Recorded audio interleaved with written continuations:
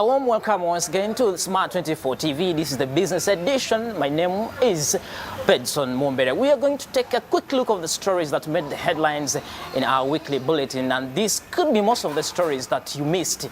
And I want to tell you that get comfortable in your sitting room and you get to watch this. But still, I want to welcome you from the celebrations. I know you're still celebrating your Independence Day. This is our day and we have to be happy. Then let me first do this, then after we'll be right back.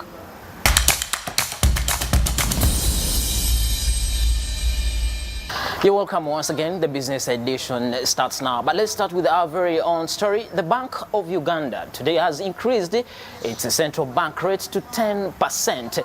And this information was reached on during the Monetary Policy Committee that sat on their offices in days of the week. But as Smart 24 TV also asking, could it be the best reason of controlling inflation? Our reporter Monica Naviongo was there to give us the details.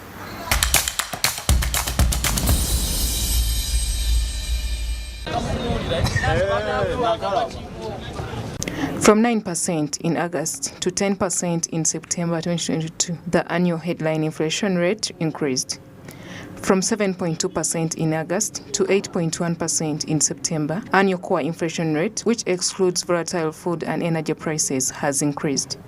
The annual inflation rates for energy, gasoline, and utilities, which had been rising since the start of the year, decreased to 18.7% in September from 19.6% in August, providing some relief from the pressure on prices. To limit inflation, however, we must raise the CBR. We also consider the medium-term projection level for the CBR. Attainable because CBR is the benchmark that all other rates follow. Bank of Uganda impacts on the CBR because it wants other rates in the economy to follow the CBR. And when they increase the rate of the CBR, intuitively all other rates will go up, and that will discourage demand for money and will discourage inflation. Is it reasonable for the central bank to come out and sustainably boost the CBR, given that the COVID-19 pandemic has had a terrible effect on Ugandan economy and the chances for growth are being threatened by this? Economy cannot easily grow with higher inflation. If you doubt this, you can ask what is happening in Zimbabwe. You cannot even make plans. So what we are saying today is that allow us first deal with this faster evil of inflation. Then when prices are stable, we shall now come up with mechanisms, including reducing CBR. When everything is now okay, we can reduce CBR. Why? To support growth. Now we are increasing CBR to what? To control inflation. When inflation goes, we shall start reducing CBR. Why? To enable people get access credit and do what? And do their businesses. Why? To increase economic growth. In the coming months, headline inflation is forecast to rise and average around 7.3% in 2022 and between 8 to 10% in 2023 before declining back to around 5% in 2024. In this case, Ugandans have been advised to stay calm and patient. As Central Bank, we have diagnosed, we have the three factors that we feel have been the causes. The external factors, the war in Ukraine, the global supply chain disruptions because of COVID, then we have been having drought. We have hope that sooner than later we shall have things improve. Why? It's raining, so we know we are going to be assured of food. Once food is there, we can deal with now other things. I'm also hearing, even as Central Bank, we are hearing that Ukraine and Russia, they are a little bit talking. Yes, Russia has covered off some parts, but they are coming to tables. So if the global tensions also, geopolitical tensions also come down, then it improves more on the supply chain globally, but also the flow of goods globally also becomes easier because there are no wars, there are no this, and then that means the oil prices, if you've been seeing the oil pumps, they are coming a little bit down, although the OPEC. The outlook for inflation is very vague because there are several concerns to be aware of. The risk of equation is tilted towards higher risk. The entrenchment of higher inflation expectations, the escalations of geopolitical tensions and the resulting disruption of supply chains, a tighter monetary policy by major central banks, further depreciation of the currency, and the effect of unfavorable weather on food production are some of the upside risks. These are the news coming in from the Central Bank of Uganda about increasing the CBR. CBR is about the central bank rate being increased to 10%. I don't know, could this be the reason, or is it one way of controlling inflation? Me and you, let us be here and see. Getting into another story here, the United Arab Emirates has banned Ugandans from traveling to their countries. And they're saying this time when you're traveling to that country, you must prepare 5 million getting to there if at all you're going to work from there. According to the information coming from there, from those people, they're saying it's a one way of curbing criminality. But still, remember, we've been having very many Ugandan girls and boys going there to go and do some work there to look for green pastures. But still, will it be possible if the transport fares have been increased to 5 million? Let's get more of this story.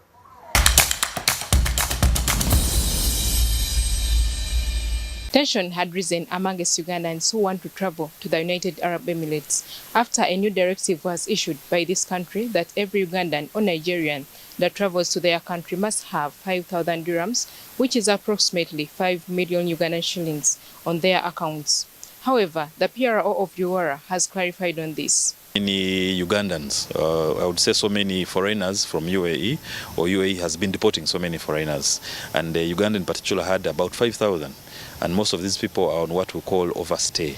So the government of UAE thought it wise that instead of continuously receiving these people, they decided now they limit the entry to specifically those that come with a specific amount of money. And this applies to specifically those who are going on tourist and visit visas. As we know, there are so many categories of people, or the way people travel. Most especially to those countries, and that does not look at those that go through us, because the ones that travel through our companies go on what we call employment visas. So for them, their duration there is already predetermined. According to an inside source at Uganda's embassy in Abu Dhabi, effective this month, no Ugandan or Nigerian will be allowed to enter UAE without a certificate of good conduct and a float amount totaling up to 500 dirham on their account. However, the president of Uganda Migrant Workers Voice, Mr. Kayonde, said that if UAE has decided to take this action, then it is high time Uganda wakes up and starts creating favorable working environment for citizens.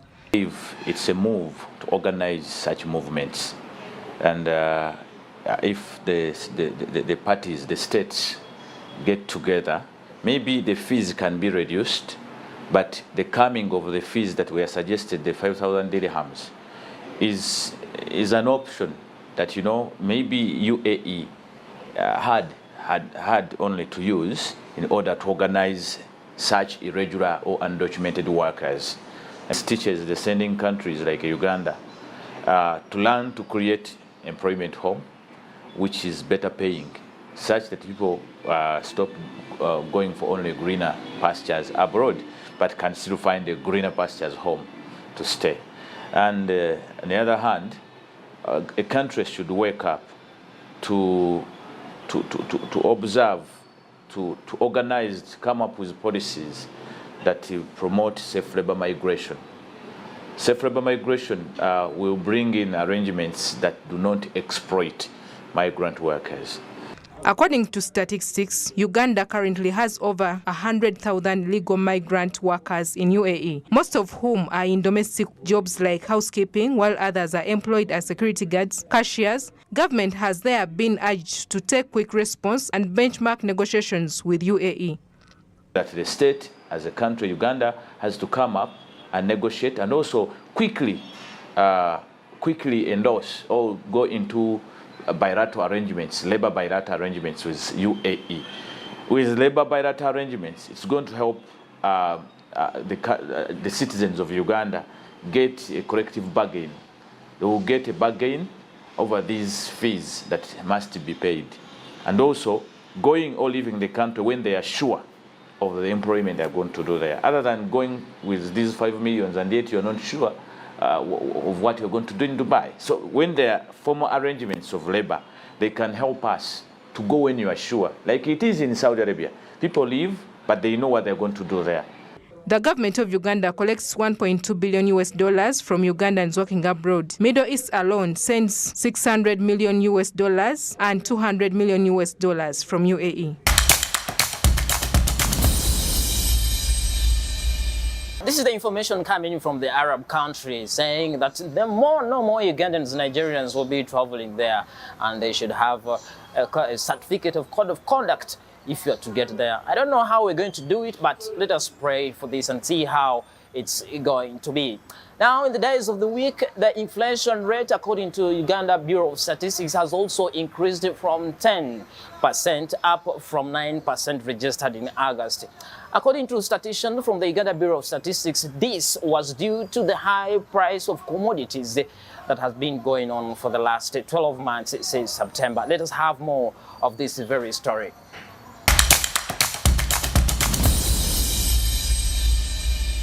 The inflation rate, as measured by the Consumer Price Index for Uganda for 12 months to September, has hit 10.0%, up from 9.0% recorded in August 2022. According to Eddie Ganimba, the principal statistician at Uganda Bureau of Statistics, the increase was mainly driven by the high commodity prices that increased to 8.1%, up from 7.2% registered in the year ended August 2022. Price index for Uganda for the 12 months to September 2021 increased to 10.0% from the earlier registered 9.0% for August 2022. This was mainly driven by the increase in prices of commodities under core inflation that increased to 8.1% in the year ending September 2022. Among the commodities that contributed to the increase in inflation was rice and sugar. Indices show that rice inflation increased to 32.2% in September, up from 17.5% in August, and sugar inflation increased to 29.3% from 21.1% in August 2022. Magoma Godfrey, statistician at Ubasi, attributed the high price of rice to poor harvest, and that of sugar was due to lack of raw materials. What has led to the increase in prices for rice and sugar? As for rice, we remember we had very poor harvests in the previous season. So the local produce was relatively not good. That means the supply reduced. Now, we've been getting rice, importing rice from Tanzania specifically. And now, Tanzania, it seems to got a better deal with another country, whereby they have shifted most of their exports to that country, leaving us with very little supply. That means has led to reduced supply on our markets. As for sugar, this has come in because of lack of raw material, the cane sugar. Currently, rice super is selling between 5,000 to 5,600 per kilogram. Before it was 3,000. 1 kilogram of sugar is selling at 5,500, and before it was 300. To enjoying meat, maybe you can do beans that are cheap.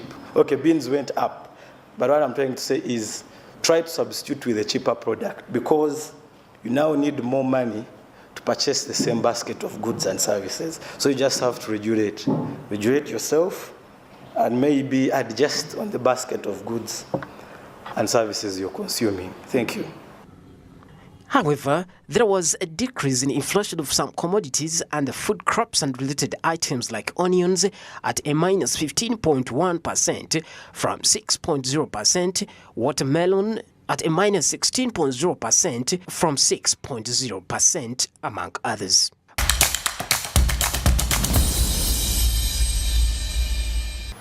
See, they say that data speaks volumes. If those statisticians have come up with that, then we just have nothing to do. Well, what we do is maybe to start spending on some commodities that are a little bit having little price than going in for little commodities that have high price. We have nothing to do. If inflation is going high like that, then we still have a lot to do. Let's pick another story here. The first Deputy Prime Minister and Minister for East Africa, Rebecca Ali-Twala, has also urged the management of the Uganda Airlines to make sure that it stretches its wings to even other East African countries. She made the remarks during the weekend, and our reporter was there with the details. Let's have more from this.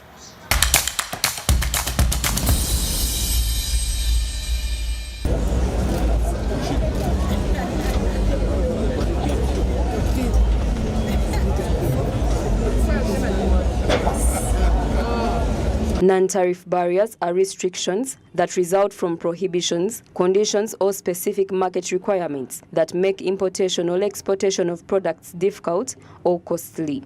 Non-tariff barriers have a huge bearing on the cost of doing business, not only in Uganda, but also the entire East African region. Government is set to eliminate non-tariff barriers to boost businesses, as the first Deputy Prime Minister and Minister of East African Community Affairs, Honorable Rebecca Ali-Twala Kadaga, explains. Of course, one of the difficulties we have been having is the barriers in the market, in the common market. Our protocols, the customs union protocol, the common market protocol, there are several breaches, and they keep occurring continuously. But what I want to undertake here and to assure the business community here that I'll apply extra energy to ensure that these non-tariff barriers are eliminated so that we can trade as expected under the Common Market Protocol. According to the airline business plan, in the second year of operation, the national carrier had planned to have 18 and 4 regional and international routes, respectively, but this was hindered by the COVID-19 effects. Honorable Francis Mwebesa, the Minister for Trade, Industry and Cooperatives, briefed Kadaga that the lack of air transport connectivity that stretches to the economic community of West African states, ECOWAS market, is a huge challenge to Ugandan manufacturers. To retaliate the government's commitment to development of infrastructure, roads, railways, energy, ICT backbone, and the implementation of policies, plans, and strategies to reduce on the cost of doing business. With the effective implementation of the African Continental Free Trade Areas, which requires the development of infrastructure for intra-African linkages and the removal of tariff and non-tariff barriers to trade, the business community will be assured of a huge market of over 1.3 billion. As of today, Uganda Airlines boasts of a couple of operational routes, including Nairobi, Dubai, Kinshasa, Johannesburg, Juba, Dar es Salaam, Mogadishu, and Bujumbura. In response to the manufacturers, Kadaga asked Uganda Airlines to add on its routes ECOWAS states, which will boost profits for exporters through reduction of export costs, since there will be direct flights from Entebbe to West Africa. Think about the cargo flights, because one of the things that the private sector have been talking about is how to get their cargo out of Uganda. On Monday, maybe I can say this because I said in the cabinet, I told the Minister of Defense that I want to know when will he actually put these planes on the market so that people can use them. She assured me that in less than a month, a cabinet paper is coming for that. But at the same time, I've been pressurizing the Minister for Works. When I went to DR Congo on the first mission, one of the things they told me is that they really need cargo flights. So I hope that Uganda Airlines will also do the needful and at least start cargo flights, not only to DR Congo, but the ECOWAS region, because I've received requests also from the ECOWAS region about the need for cargo transport. To improve trade within the East African region, there is need for the use of the common currency, and this will be implemented in 2024. The African community has in program the issue of the common currency, which we expect should be in place by 2024. So we now have to whip ourselves in this 2023 to ensure that we establish the Monetary Institute quickly and followed it with the East African Central Bank, for which, by the way, I'm trying hard to make sure that it comes to Uganda We have got land here in Naguru. So we also have the Greenlands Bank in case they want to start there. So we are ready for the East African Central Bank. We just need to get the mechanics out of the way. So the East African Community Elimination of the Non-Tariff Barriers Act 2017 defines non-tariff barriers as laws, regulations, administrative and technical requirements other than tariffs imposed by a partner state whose effect is to impede trade. Uganda loses about $827 million, approximately 3.1 trillion annually in logistics inefficiencies in import and export of goods. Yet logistics costs account for between 18 to 20% of the sale price of goods sold in Uganda, according to the National Logistics Platform.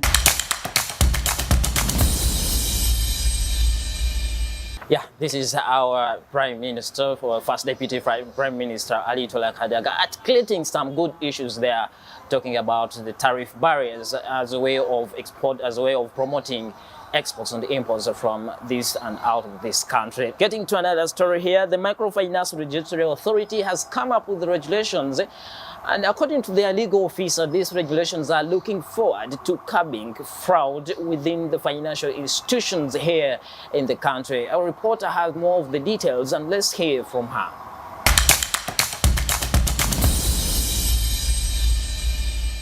The government is planning to leverage the country's network of microfinance institutions to pull households and communities out of the deep poverty imposed on by the COVID-19 pandemic and the containment measures that ensured to attain middle-income status. In an interaction with Shira Mlungi, the legal advisor for the Uganda Microfinance Regulatory Authority, UMRA, new regulations were developed to boost the efficiency of the microfinance institutions and minimize the incidences of fraud. UMRA is mandated to develop guidelines that will assist in the regulation of self-help groups. Last week, UMRA issued these guidelines that guide the groups on how to conduct their operations. And basically what is included in the guidelines, we are defining, number one, what a self-help group is. We are talking about the different forms, the different types of self-help groups. We have the VISLAs, those are Village Savings and Loans Associations. We have the SILCs, the Savings and International Lending Communities. Number one, we are going to first translate these guidelines into local languages. We shall have Luganda, Runyachitara, and then we shall have Luo and other languages, okay? So that we are able to communicate with the public that understands what we are doing. And then we are going to go down to the communities, because in the formation of the guidelines, we had to seek the input of the local communities. We went down to the groups, the members of the groups, the districts where these groups are located, and we sought their opinions and we got their input in the development of the guidelines. So now we have to go back to them and now start teaching them what exactly is found in the guidelines and what exactly is required of them. Then we're also going to use media platforms like smart TV, radio stations, the newspapers, but basically we are going to do more of moving from one area to another. Sheila added that UMRA had planned ahead of time. The UMRA's communication officer, Binde Edward, digested the value of the proposed rules, which include standardizing the money lending industry and inspiring the adoption of healthy habits that will encourage galvanizing savings through circles. He also anticipated how the regulations would work to make an institution fraud-free. Many groups have had issues of fraud where members have been losing money to people. And so government thought it wise that they come up with the guidelines to streamline the operations and the management of these groups, basically to prevent fraud, to safeguard the savings of these groups. That is the purpose, basically. Yeah, because people have been losing money. We have every now and then we've been getting complaints from the public where the so-called treasurers are disappearing with people's money. So basically we're trying to bring back sanity to ensure that the savings of these groups are protected. The Tier 4 Microfinance Institution and Money Lenders Act 2016 constituted the Uganda Microfinance Regulatory Authority, UMRA. The authority is bringing the new laws into action with the Tier 4 regulations for money lenders and non-depots taking MFIs having been gazetted and issued. The industry's reputation has been damaged by the rampant fraud in circles and the unethical practices of money lenders.